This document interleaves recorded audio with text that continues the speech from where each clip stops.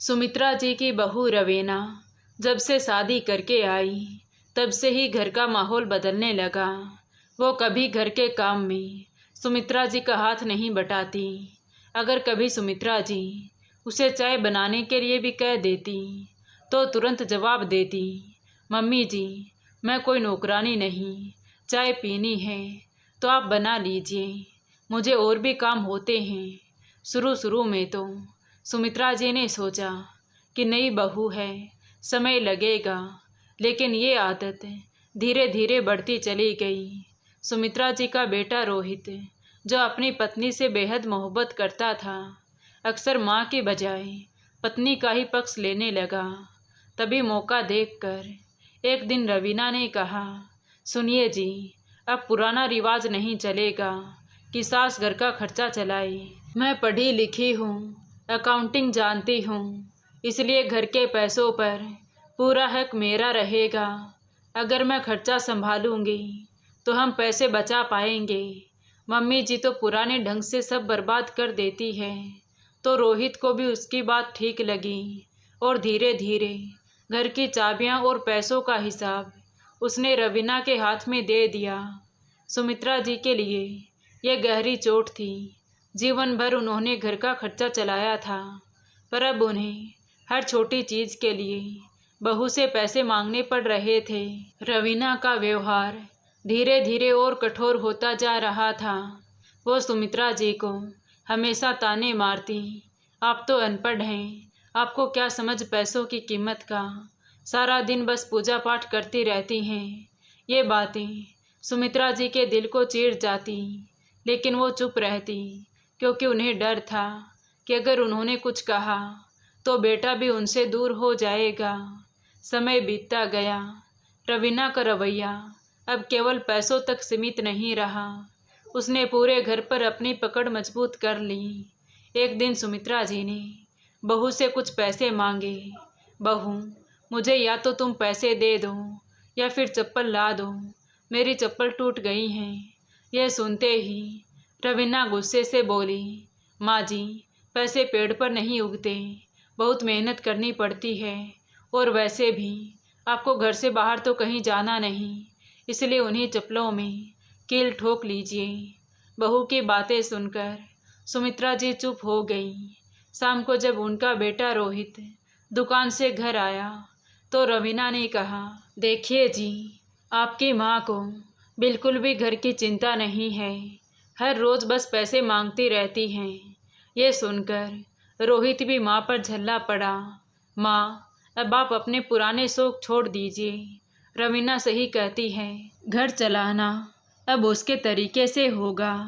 सुमित्रा जी ने कुछ कहना चाहा, पर बेटा बिना कुछ सुने ही वापस कमरे में चला गया।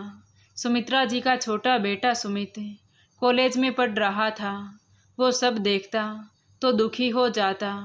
एक शाम उसने माँ से कहा, माँ, आप क्यों हर बात सह लेती हैं, भैया को समझाइए। तो सुमित्रा जी की आंखें भर आई। बेटा, अगर मैंने कुछ कहा तो तुम्हारा भाई और दूर हो जाएगा। मैं अपने घर का सुख चैन बिगाड़ना नहीं चाहती।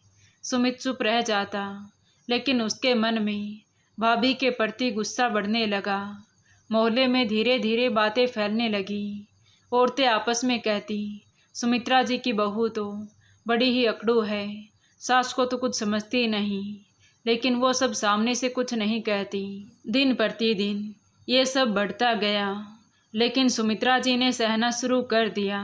उनके लिए घर का सुख और बेटों की एकता सबसे ज़रूरी था। कभी पूजा घर में बैठकर वो भगवान से प्रार्थना करती, हे प्रभु, मेरे घर में शांति बनाए रखना, मेरी बहू का मन बदल देना। पर भगवान भी शायद चुप थे। एक दिन सुमित ने भाभी को माँ पर चिल्लाते देख लिया तो उससे रहा नहीं गया। वो बोला, भाभी, आप माँ से इस तरह बात क्यों करती हैं? माँ ने आपको हमेशा बेटी समझा है। तो रवीना उस पर भी चिल्ला पड़ी, तुम्हें बीच में बोलने की ज़रूरत नहीं है। तो सुमित चुप रह गया, लेकिन सुमित्रा जी का मन अंदर तक टूट गया। रात को जब वो आंगन में अकेली बैठती तो सोचती, क्या यही बेटे बहू का प्यार होता है? क्या मैंने जीवन भर जो संस्कार दिए वो सब बेकार हो गए। उनकी आंखों से आंसू बहने लगे।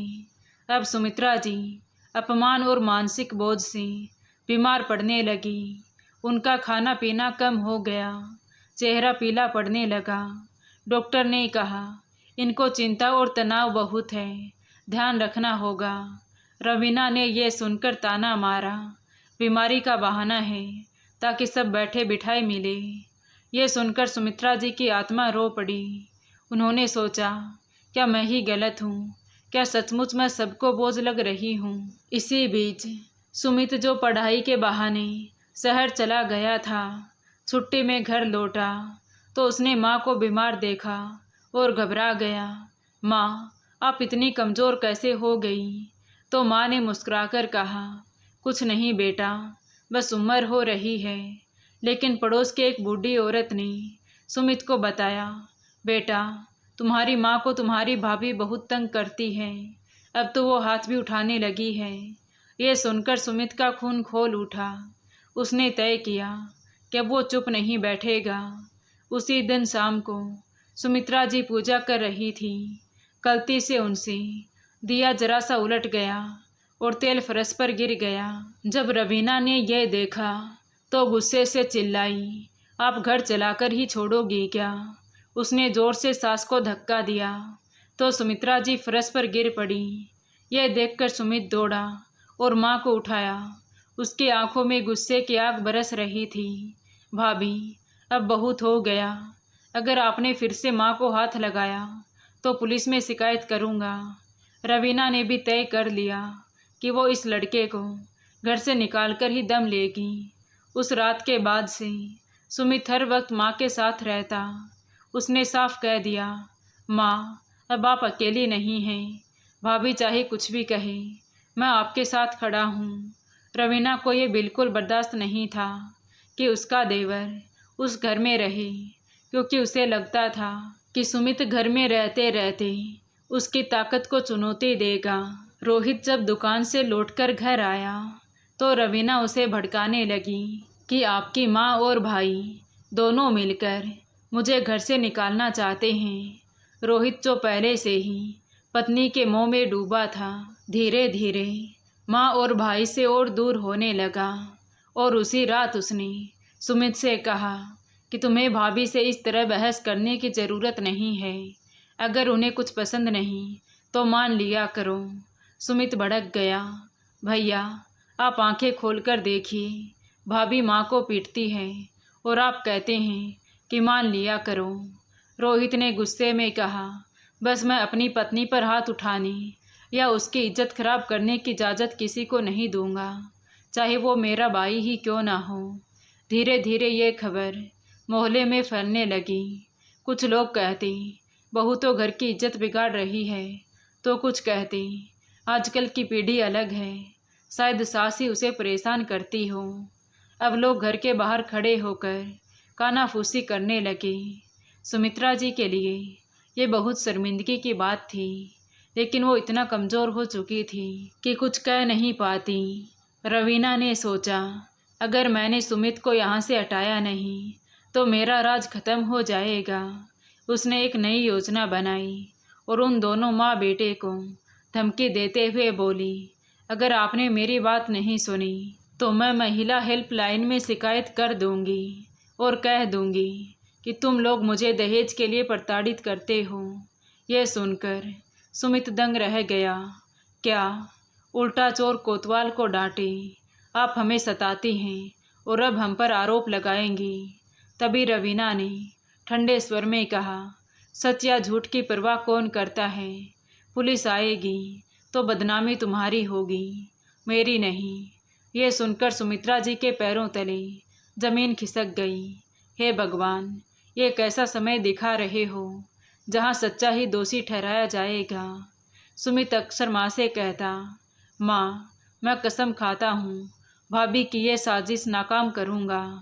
लेकिन सुमित्रा जी डर से कांप उठती। बेटा, कहीं ऐसा ना हो कि झूठे आरोपों में तुझे जेल जाना पड़े। मैं तो बूढ़ी हो चुकी हूँ, लेकिन तेरा जीवन बर्बाद ना हो जाए। अगले ही दिन रवीना ने नया फंड रच दिया। वो तवे से अपना हाथ जलाकर मोहल्ले की औरतों को इकट्ठा करके बोली, देखिए ये लोग मुझे रोज़ मारते हैं, थोड़ी सी रोटी क्या जल गई तो सास ने मुझे तवे से ही जला दिया।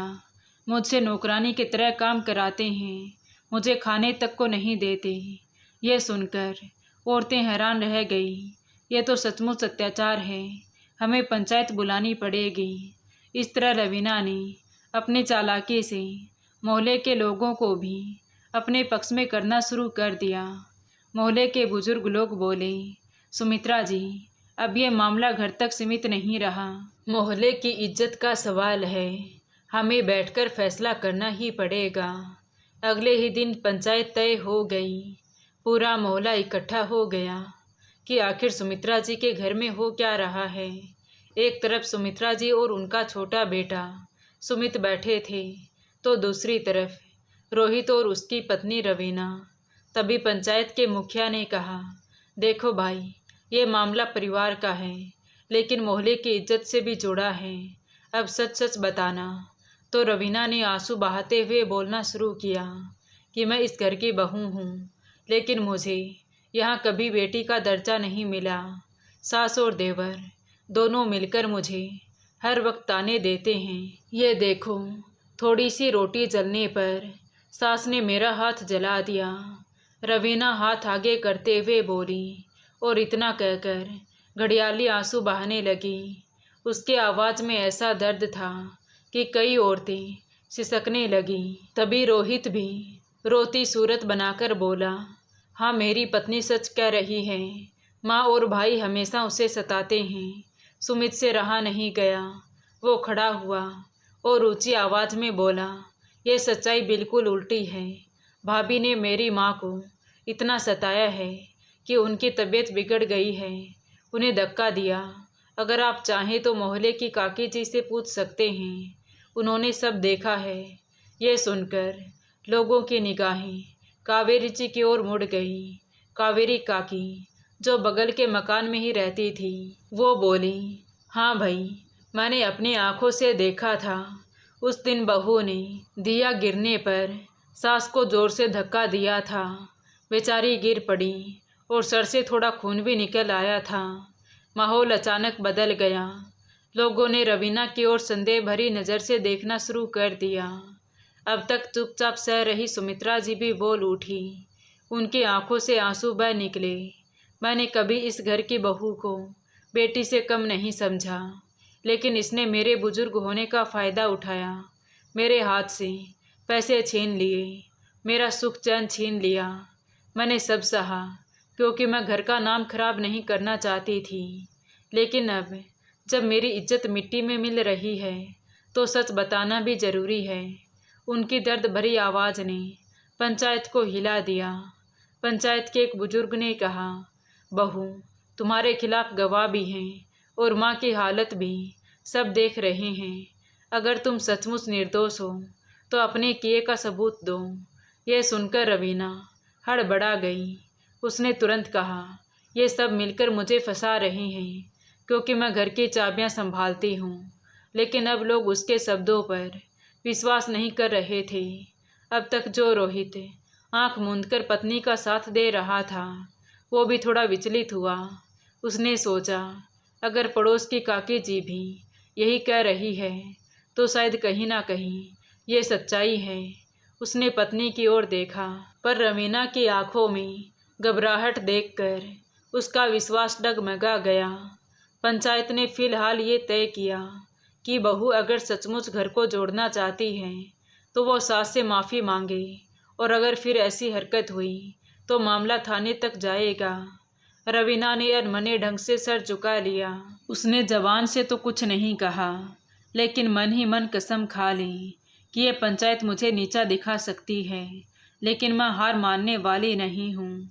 अब मैं ऐसी चाल चलूँगी कि कोई मुझे पकड़ नहीं पाएगा। पंचायत के बाद घर का माहौल कुछ दिन तक शांत रहा। रवीना बाहर से तो नरमी दिखाने लगी, सास के सामने मिठास से बोलना, पति के सामने सेवा भाव दिखाना, लेकिन भीतर ही भीतर उसके मन में बदले की आग जल रही थी। उसने सोचा, मुझे सबके सामने नीचा दिखाया है, अब मैं ऐसा वार करूंगी कि कोई संभाल ही नहीं पाएगा। एक रात जब सब सो चुके थे तो रवीना ने रोहित से कहा, देखो, मैं तुम्हारे साथ खुश रहना चाहती हूँ, लेकिन इस घर में मेरी इज्जत नहीं है। तुम्हारी माँ और भाई मुझे हमेशा गलत साबित करते हैं। अगर तुम सच में मुझसे प्यार करते हो तो अलग एक मकान किराए पर ले लो, हम अलग रहेंगे। रोहित चौंक गया, लेकिन माँ को छोड़कर ये कैसे हो सकता है? तो रवीना ने गुस्से से कहा, अगर तुम अलग नहीं रह सकते तो फिर मैं मायके चली जाऊंगी, वहाँ कम से कम इज्जत तो मिलेगी मुझे। रोहित असमंजस में पड़ गया। वो पत्नी और माँ के बीच जूझ रहा था। रवीना ने अगली साजिश रची। उसने अपनी बाहों पर खुद ही नाखूनों से खरोंच डाल दी। फिर रोहित से बोली, देखो रोहित, तुम्हारा भाई मुझे मारने आया था। मैंने किसी तरह खुद को बचाया, लेकिन कब तक ऐसे बचा पाऊंगी? रोहित हक्का बक्का रह गया। क्या सुमित ने ऐसा किया? रवीना रोते रोते बोली, हाँ, वो कह रहा था कि मुझे घर से निकाल देगा। अब तो रोहित का गुस्सा फूट पड़ा। उसने सुमित को बुलाकर डांटते हुए कहा, तो इतना गिर जाएगा, ये मैंने सोचा भी नहीं था। सुमित ने कसम खाकर कहा, भैया, ये सब झूठ है, मैं माँ के साथ था। बेटा, ये तो सच में मेरे साथ ही था। बहू शायद कुछ और ही खेल खेल रही है, सुमित्रा जी ने कहा। तो अब रोहित पहली बार सोच में पड़ गया। उस रात को रोहित बार बार पत्नी की बात और परिवार की बात तोलने लगा। एक तरफ पत्नी के आंसू थे तो दूसरी तरफ माँ और भाई की सच्चाई। उसे याद आया कि पंचायत में भी गांव वाले बहू के खिलाफ गए थे। धीरे धीरे उसके मन में पत्नी के प्रति संदेह गहराने लगा। मोहल्ले में अब ये चर्चा आम बात हो गई थी। लोग कहते, सुमित्रा जी की बहू बहुत चालाक है, खुद को पीड़ित दिखाती है, पर असली अत्याचार वही करती है। अब तो बेटा भी शक करने लगा है। देखना, सच ज़्यादा दिन तक छिपेगा नहीं। रवीना ये सब सुनकर और चिढ़ गई। लोग मुझे खलनायक बना रहे हैं। अब मुझे ऐसा करना होगा कि सब फिर से मेरे पक्ष में आ जाएं। कुछ दिन बाद रोहित ने अनजाने में सुना कि रवीना अपनी सहेली से फ़ोन पर बात कर रही थी। मैंने खूब अच्छा नाटक किया, अब तो रोहित भी मेरे पक्ष में आ रहा है। ये सुनकर रोहित के पैरों तले ज़मीन खिसक गई। उसके दिल को गहरी चोट पहुंची। उसे पहली बार यकीन हुआ कि माँ और भाई सच कह रहे थे। जिस औरत को मैंने सर पर बिठाया, उसी ने मुझे अंधा बना दिया है, माँ और भाई से दूर कर दिया। और मैं कितना बड़ा पापी हूँ कि माँ को ही गलत मानता रहा। उस रात रोहित करवटें बदलते रहा। आंखों से नींद कोसों दूर थी। अगले दिन ही उसने तय किया कि वो सिर्फ पत्नी की बातों पर भरोसा नहीं करेगा, बल्कि खुद सबूत जुटाएगा। उसने दुकान पर एक छोटा रिकॉर्ड खरीदा और घर में कई जगह छुपा कर रख दिया। बैठक, रसोई और अपने कमरे के कोने में। उसने सोचा, अगर मेरी शंका सच है तो सबूत खुद बोलेंगे। कुछ ही दिनों में रिकॉर्डर में ऐसी बातें कैद हुई जो रोहित को अंदर तक हिला गई। रवीना बार बार सास से कहती, बुढ़िया, अब तेरी चलने वाली नहीं है, जो मैं कहूँगी वही होगा। कभी सुमित को धमकाती, मैंने पुलिस में फ़ोन कर दिया तो तेरा करियर बर्बाद हो जाएगा। रात को रोहित ने अकेले बैठकर सारी रिकॉर्डिंग सुनी तो उसका माथा पसीने से भीग गया। वो बार बार बुदबुदा रहा था, मैं कितना अंधा था, माँ निर्दोष थी और मैं पत्नी की चाल में फंस गया। उसके आंखों से आंसू बहने लगे। अगली सुबह रोहित माँ के पैरों में गिर पड़ा। माँ, मुझे माफ़ कर दो। मैंने तुम्हें कितनी बार गलत समझा, तुम्हारा अपमान किया, लेकिन अब मुझे सब सच पता चल गया है। मेरी आंखें खुल गई हैं।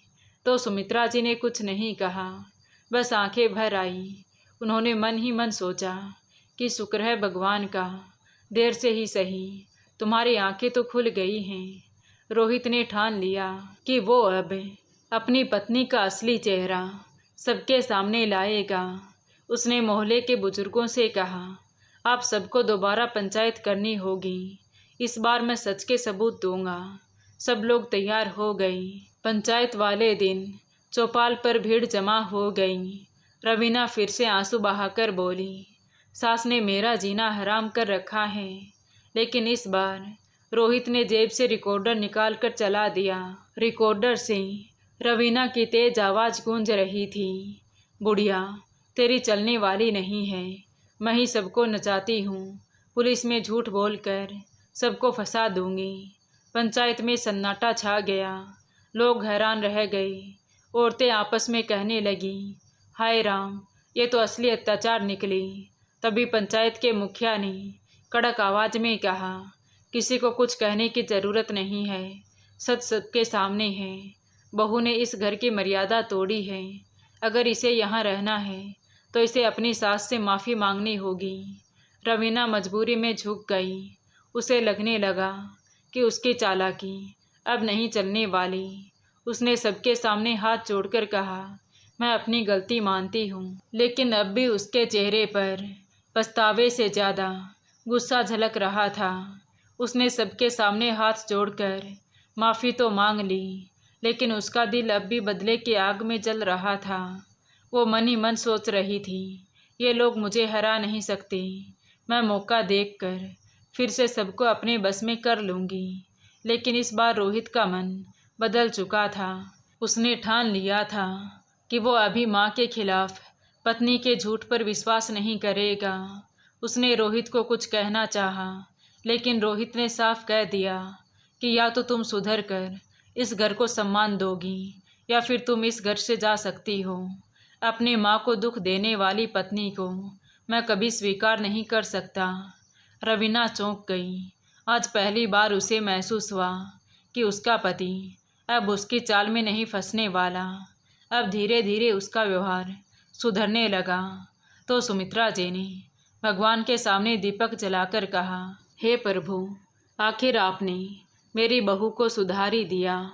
तभी पीछे खड़े छोटे बेटे ने कहा, देखा माँ, मैं कहता था ना कि सत्य की हमेशा जीत होती है। दोस्तों, याद रखो, जब तक बेटा खुद अपने माँ बाप की सेवा नहीं करेगा, तब तक बहू भी सास ससुर पर अत्याचार करती रहेगी। इसलिए हर बेटे का पहला फर्ज है कि वो अपने माँ बाप का सम्मान करे और उनकी सेवा करे, क्योंकि बुजुर्गों का आशीर्वाद और उनकी सहनशीलता ही परिवार की असली ताकत है। औरत चाहे तो घर को स्वर्ग भी बना सकती है और चाहे तो नरक भी। फैसला उसी के हाथ में है। लेकिन बेटा अपने फर्ज निभाएगा तो घर में प्यार, सम्मान और सुख शांति खुद ब खुद आ जाएगी। तो दोस्तों, आपको ये कहानी कैसी लगी कमेंट करके ज़रूर बताएं। कहानी अच्छी लगी हो तो प्लीज़ वीडियो को लाइक करें, शेयर करें और हमारे चैनल कहानी विद देवांशी को सब्सक्राइब ज़रूर करें। Thank you.